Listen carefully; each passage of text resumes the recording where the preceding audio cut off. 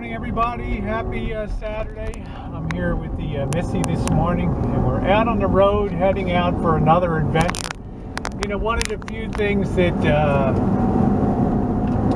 is ever really much discussed, especially in our society today, is guns.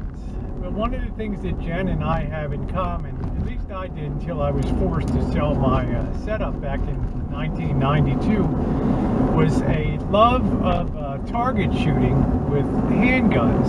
And I know, Jenn, you've enjoyed for a lot of years, and you have a lot of experience with especially short arms out there, and you particularly enjoy target practice too. Yes, I do. It's fun. It's a lot of fun, and you know, we don't, you know, it's something that we take very seriously.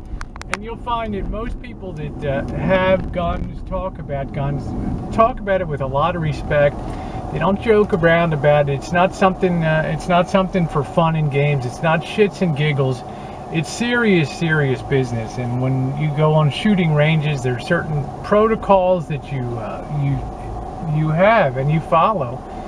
And if you don't do things right, you know, you can very easily get your ass kicked off of the property. So things are done properly, and a lot of that is taking training with proper handling, especially safety-wise, of handguns. And I took a very extensive course, and I think Jen's had significant training too. Way back in the late 1980s, I did about 5 years of very serious competition shooting, and my weapon of choice at that time was a .38 police special, the .38 Smith Wesson police special. And I know you fired a lot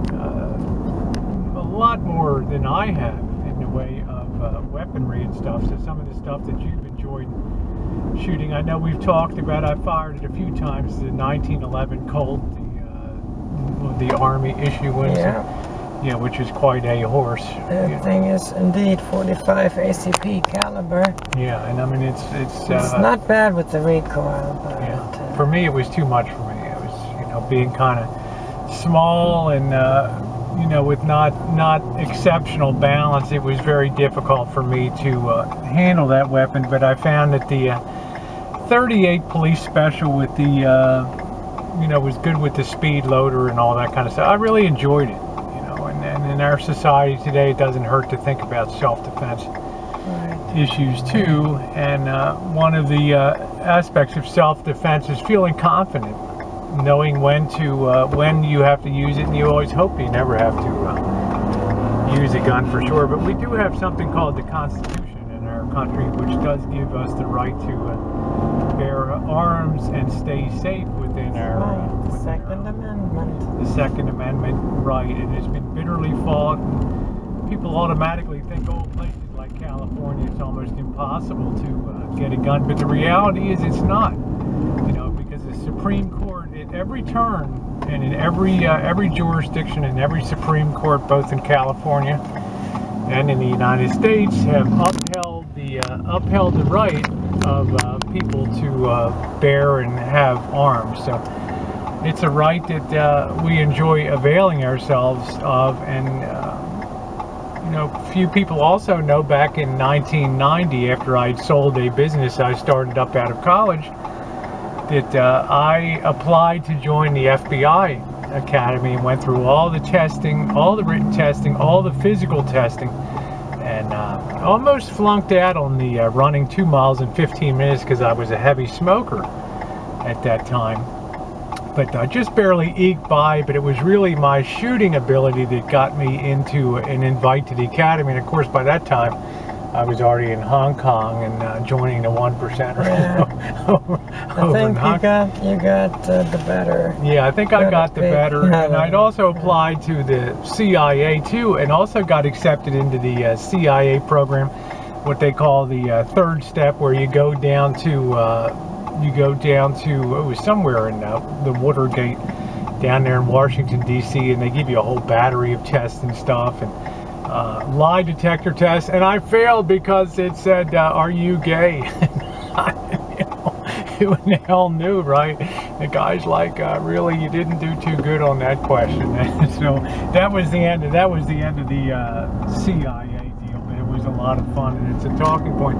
So this is all leading up to the point we're heading up here in town today to visit a local shop here. It's a Good Time Saturday, and we'll just poke around and get the lay of the land and enjoy ourselves. Right on?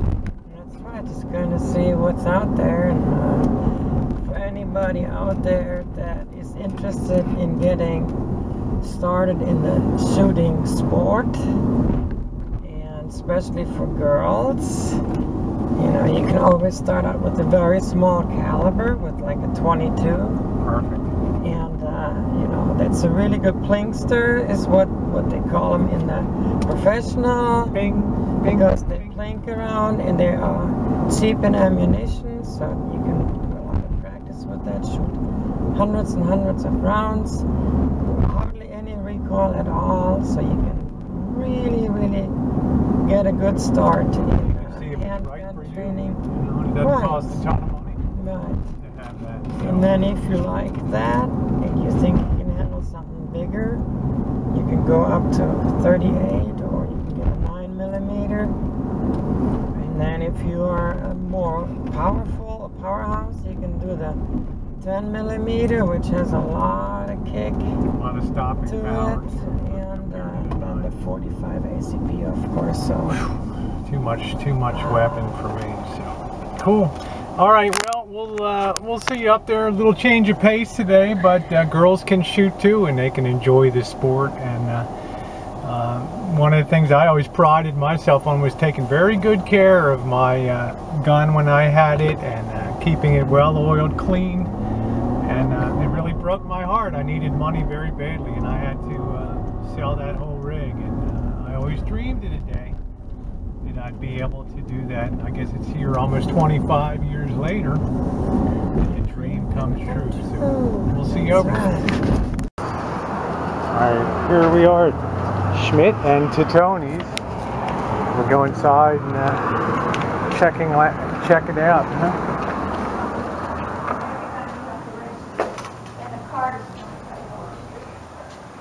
Can I have this?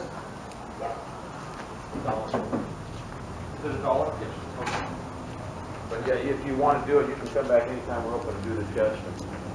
You can buy the gun right now if you want. I'll put it at the back of your name up, and then when you do the test, you know, then we'll start the gun. Hi, good morning. What's the weight on it? 15? Yeah.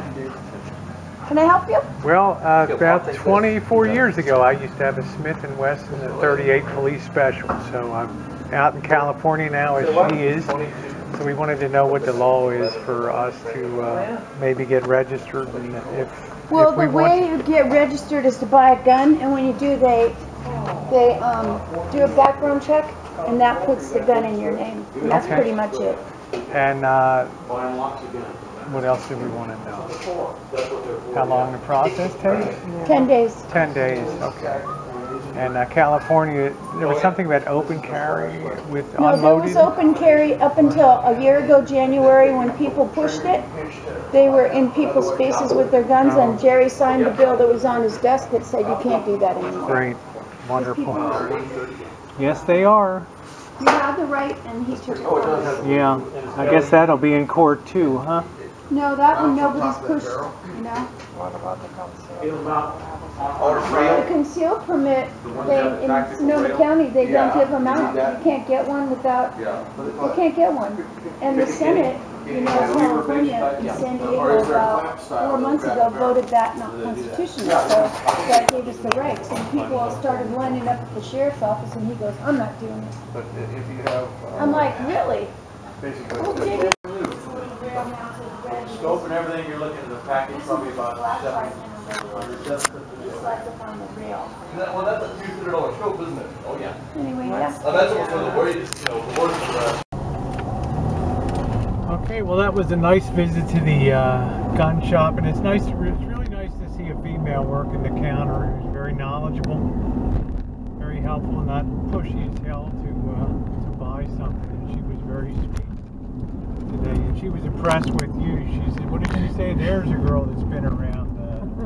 There's a girl that knows how to handle a piece." Well, you know, it's all about how you pick it up, and then, you know, you don't, you always want to pretend that muzzle has a laser on it. You never want to swipe it in anybody's direction. Yeah, it's just etiquette of handgun handling and stuff. So anything you want to always assume it's loaded, even if you're sure it's So not. she already saw that I was kind of,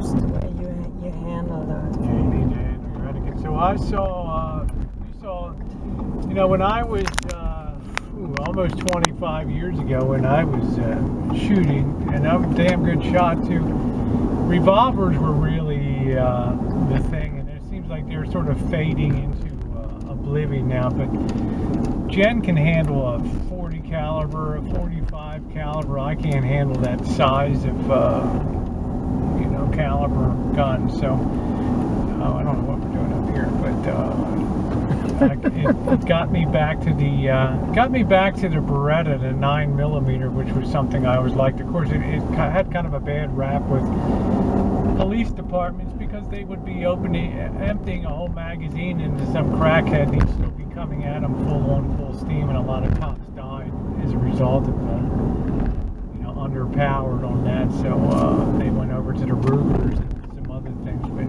as Jen says, the Beretta 9mm is a nice firing piece. So that's probably what I'm going to end up getting, and it's about with taxes it'll be about $700. But you have to take this. California requires you to take this handgun safety certificate. I had something in Maryland back. Well, she didn't think they had it anymore in Maryland, but you had to have a basic. You had to take 20 classroom hours of instruction, and you had to have 15 hours on the range to pass it. So, you know, you got to do what you got to do. Every state's different with its own. Well, the thing is, like, law enforcement gets in pretty precarious situations, and when you have somebody that's on crack, like 9mm, even with hollow point, it's not necessarily going to do it. So they actually introduced the Glocks to law enforcement, and 85% of law enforcement and even some military personnel in Iraq and Afghanistan carry Glocks because they come in 10mm, and some prefer the 40 caliber in the Glock. And that's the beauty about the Glock. The Glock starts out with the 9mm, and then eventually they added the 10mm, the 40 caliber, and the 45 ACP to it. So you got like 4 different calibers with the Glock. Anyways, you gotta like think about what is the purpose of it. You know, you want to just target shoot, you know, personal defense, whatever. Yeah, that's what is a good point, because I went in there and I'm particularly interested in target shooting and being very proficient, especially at a distance. And you know, the 38s just aren't going to cut it. They're a last resort weapon when you're in close and your main piece is gone, or maybe it got, you know, knocked out of your hand. It's like the last thing you want to grab out of your boot. It's just for close in, finish the job. So it's not going to be good at any distance. But the Beretta gives me a fighting chance at a decent distance. You can shoot at 100 yards out. You can be still plinking it right onto the dot with that. So, very interesting way to spend the morning. And we will probably be back Wednesday. I'm going to see if I can study up a little bit. Really, you have to study up too, right? And what for? You have to? No, I don't guess you I'm not buying anything. You're not buying, that's right. You're sharing. I'm not buying. You're buying. I'm buying. All right, everybody. Thanks for being along. She's in a laughing mood today, okay? I'm buying. All right. Well, I got all these toys all right, today. I'm used to buying beer now with it. All right, thanks for being here today.